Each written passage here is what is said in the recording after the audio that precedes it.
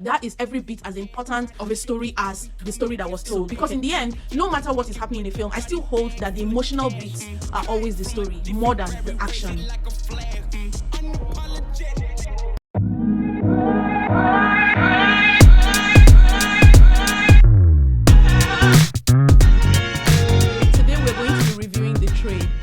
That follows the life and activities of a notorious kidnapper with a well-guarded identity and the efforts of law enforcement to bring him down. This movie was inspired by real-life events. It's written and directed by the incredible Jade Osiberu. This movie has quite, well, first of all, it's a crime drama and it has quite the robust cast. It was the first movie of 2023 out of Nollywood, I believe.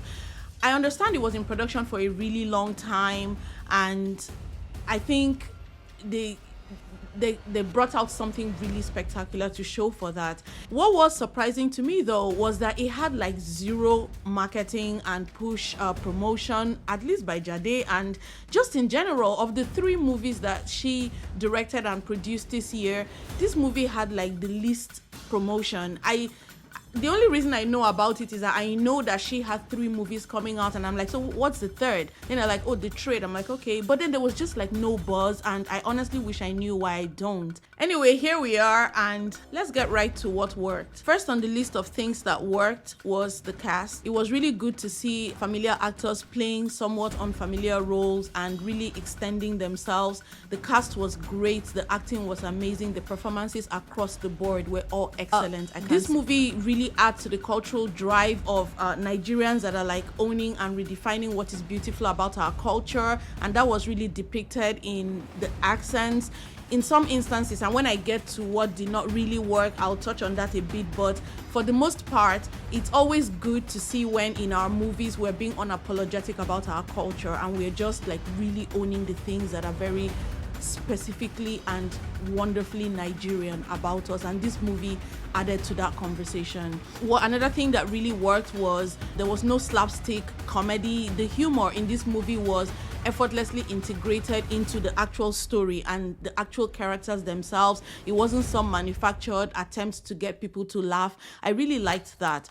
Now, the character development in this film was top-notch. The character of Eric, as the protagonist / lead, he was incredibly believable. He was mean, he was callous, he was arrogant, he was a bad father, he was a bad husband. He was also like just this great criminal mastermind. I believed him. I believed him in his cruelty. I believed him in his callousness. You know, I felt, honestly, when I was watching this movie, I felt like if I opened my door and saw Blossom Chukwuejuku standing in front of me, I'll slam my door and run away. And by the way, I felt the same way too about Stan Nze. I believed him. So for his character development, especially the lead and all the rest of them, I believed each and every person in the role and in the story that they were telling, at least to the extent of the story. And as much as he was all the things that I've said, I really liked him. And this movie made me question myself, like, am I broken?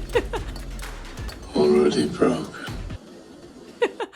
And another thing that really came through for the main character of Eric is his life philosophy, because he said it more than once that a man will not take care of himself, now man he be. So when he said it the first time, he was just saying words, but by the time he said it the second time, I was like, oh, they're establishing this as his drive, his motivation, his mantra, his life philosophy, and I liked that was established. He was eminently believable as a character. The story itself, the storyline was believable. The kidnappings were believable. The setup of the criminal organization, the police investigation, even including police corruption, that depiction, the narrative, the plot, I did not have to suspend disbelief much with this movie. I didn't. The dialogue was mostly realistic. There were very many good scenes, like the car chase in the very beginning. It was very well done, and that took us right into the action, right into the drama, right into the world that we had just entered. And I always like that when a movie is able to very quickly establish where we are. The music was really good, the score as well, the sound effects. I think all of that was done very well. Another thing that worked really well in this movie was the use of subplots. For instance, how victims are scared of the police, even sometimes more than the kidnappers themselves, or because of how scared they are of the kidnappers, they are also scared to go to the police. It's a very crazy vicious cycle. I loved also the juxtaposition of crime and religion, because it was very reminiscent of The Godfather. No one is more pious than a criminal. Francis Ritchie, do you renounce Satan?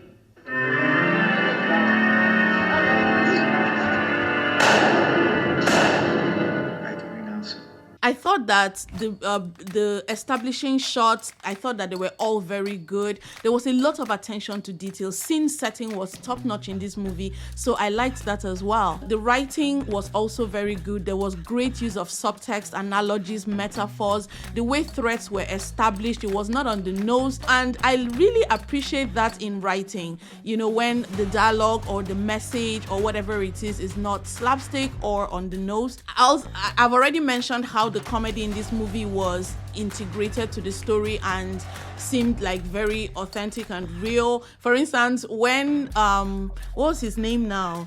Chiwetalu's character, the driver, when he was angry about how stingy Eric was, you know, and reporting him essentially and trying to get the ransom money, I died. I'm telling you, I died. Like, I was like, wait, not you telling the police how much of a criminal you are and being angry and expecting sympathy from the police when they're looking at you like, do you know that you're the first person that's going to go to jail on this matter? You know, or I don't know what kind of deal they cut with him, if any, you know, but that was really funny. And then the final thing I'm going to say about things that really worked in favor of this film was the cinematography. It was really, really good. Shots were so on point. It all worked together. The creative art direction was on point. So many beautiful things, so many great things to say about this movie, and I'm sure I haven't exhausted the list of the good things that were working in favor of this movie. And now, before I get to the things that did not work, I'm going to first say there were some things I found just confusing, and I would have liked if it was touched on a bit more, explained, elaborated, or whatever.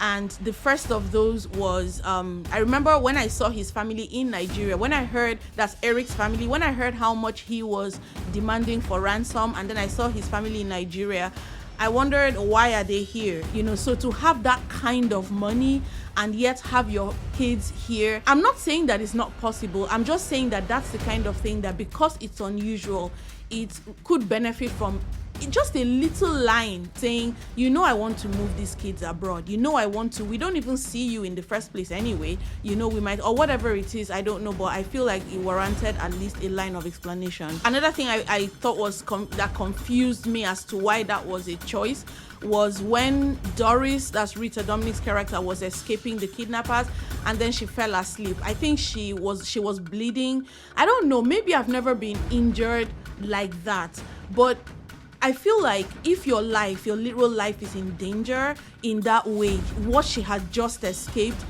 pure adrenaline will take you out of that place no matter what.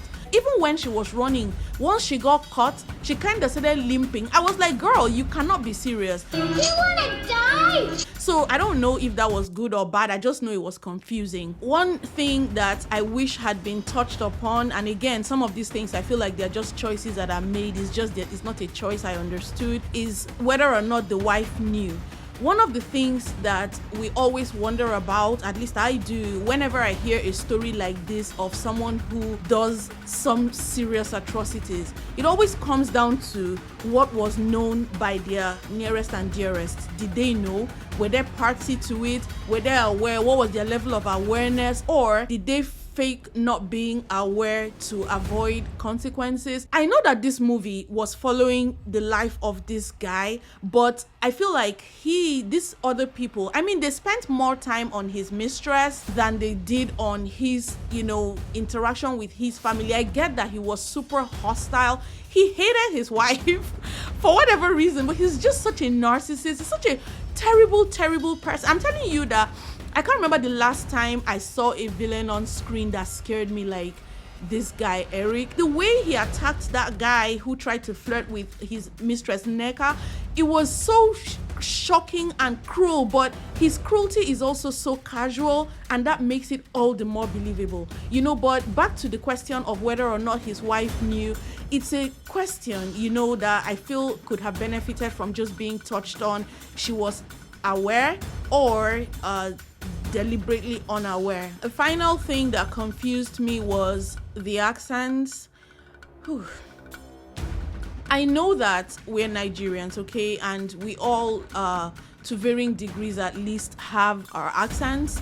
It's just, I'm not sure why putting on these exaggerated accents has become like the go-to for when we want to establish. And it's one thing for one or two people to have these accents. It's quite another for like the entire cast. Everyone is talking in this. I think it was only Gideon Okeke's character, Gideon Okeke, the actor, let me not say the character, who did not go overboard. And I think also Stan Nze. I did enjoy Eric in that character. I liked the dropping of the replacing of the R's with the L's. So, but I don't know why we have to put on, yes, our accents are beautiful, they're so integral to our identity as a people, but I don't know that we always want to.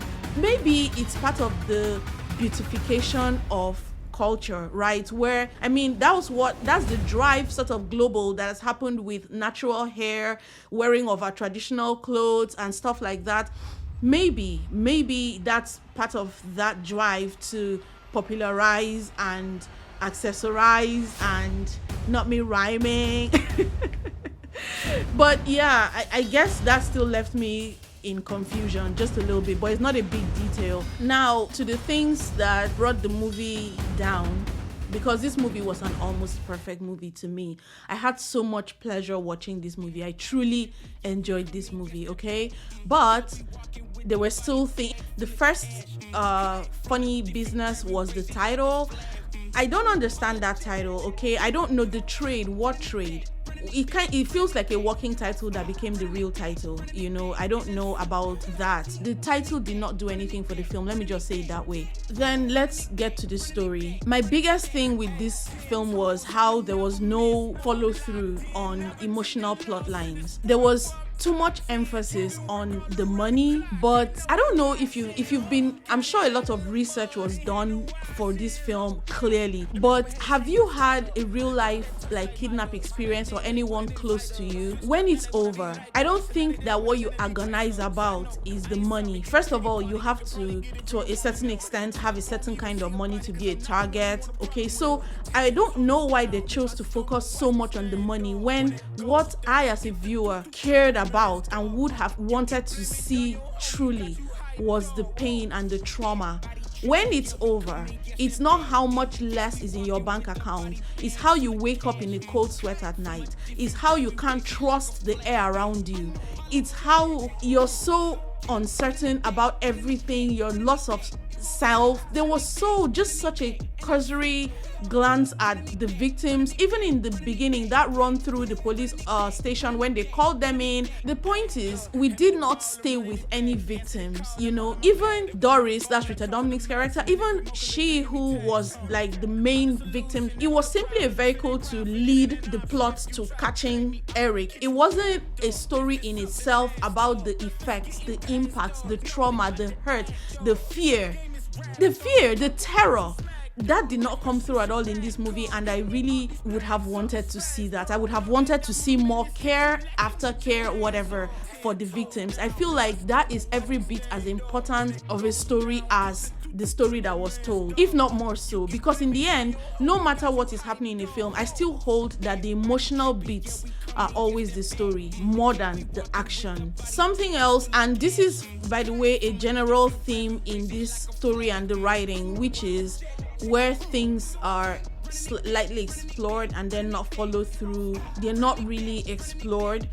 One of them was the line about national cake, when I think it was Doris again, when Eric sat with her and was asking her about telling her to call her husband or asking for the husband's number or whatever, and he said, when she said, we don't have that kind of money, and he said, whatever. Of course you do. You know, you guys, you take a national cake or whatever it is. And I was like, oh, is this what this story is about to be? Is it about to be some kind of Robin Hood story? I mean, he was clearly not giving any money to the poor, but at least the first part of it, which is rob the rich. Was this not just rob the rich, but rob the corrupt rich specifically? And I was already starting to think, oh, that's interesting. Is that story? Is this going to be a rob the rich story?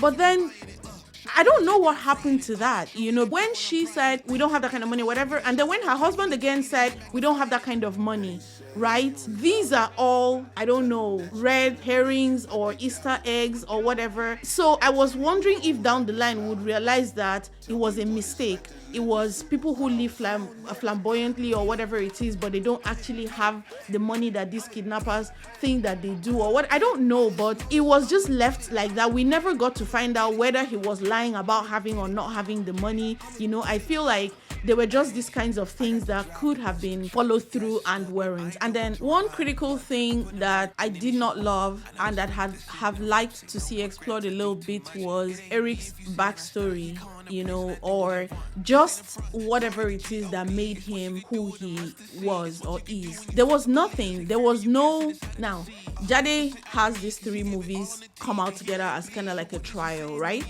I couldn't help but think that in the other 2 films that were hugely like promoted, those main characters and the criminals in those stories, they got what I like to call the sympathetic edit, meaning an explanation of this is what happened that brought you to become this person that you are. And in a way, I see it almost as creating some complexity for the character, so that they're not just this person who's just doing bad things, because even his philosophy of a man who cannot take care of his family is not a man, that's not enough anymore. By the time you've hit, if you're taking money in millions of dollars, not naira that he was taking, and you're so wealthy, it's no longer about a man that cannot provide for his family. It's no longer, he's way past that.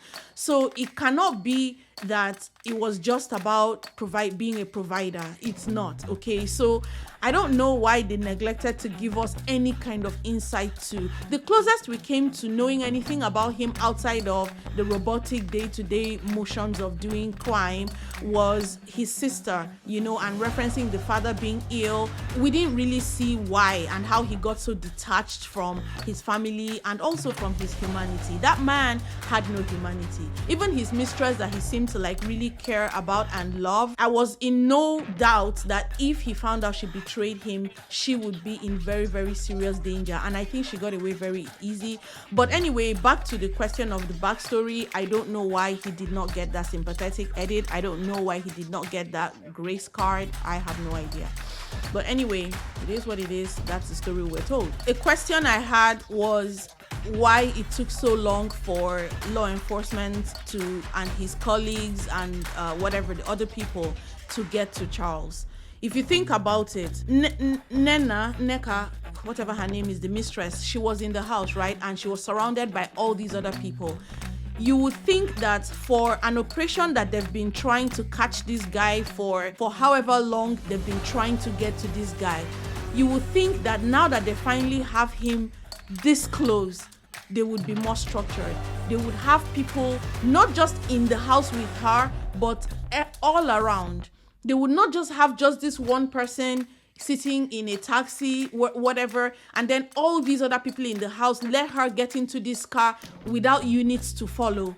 It shocked me how he was able to drive all that distance being followed by only one person, and they got away. He managed to get away. And then all of this happened when it was still dark, like I don't know if it was the middle of the night, and before they got to where he was at that scene, it was already bright. And I was like, it took them that long to trace and get. I was like, this is my final issue, is an issue I have with all or most of Jade's movies, which is no denouement. Her movies just end when they catch the criminal, you know, like the story just ends abruptly. I don't like the way her movies end at all, and this one was no exception. When it ended, it just ended when it ended. In conclusion, let me just say that this movie was not at all boring, not at all. I've watched some really boring movies in recent times, this movie, I don't think I've seen a review or two that have said the story kind of dragged. There were some scenes that were not necessary.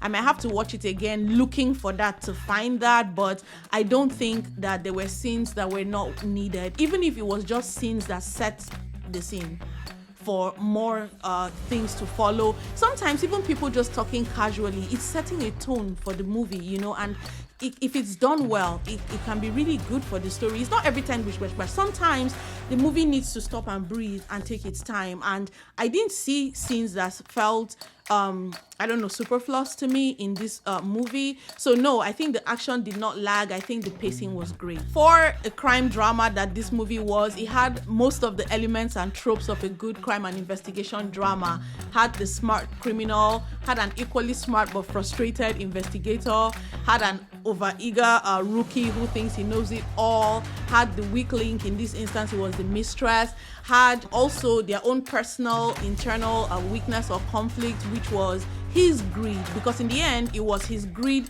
that led to him being brought down. Because I mean, why was he shortchanging the people that he was working with like that? It was just greed for no reason, you know. Well, he needed to buy his mistress that Benz, so it's not cheap.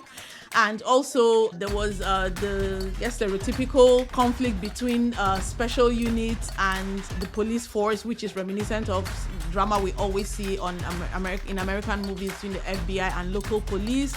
So I guess it had all of these tropes and elements and more, much more that maybe I don't have the time or the breath or whatever it is to go into. I enjoyed watching this movie, but in the end, for that reason that I had given, which was how it stayed too much with the events of the kidnapping, but not with the heart of kidnapping and the trauma and the emotional story. In the end, ultimately, I feel like the movie lacked heart. Okay, that's for me. So that brings me to, before I round up, let me just say, do I recommend this movie? Absolutely. I recommend this movie wholeheartedly. Okay, how do I score this movie? I'm going to score this movie a 6.5 out of 10. And as you get to know me, you will know that I'm stingy with scores. Okay, right, because like I always say, there's still so much room left to grow, so we have to leave that space for that growth that we're going to see. It's coming. I have so much faith in this industry. So guys, that was it for The Trade. I think this was a really beautiful piece of art by Jade, and everyone here really put their best foot forward.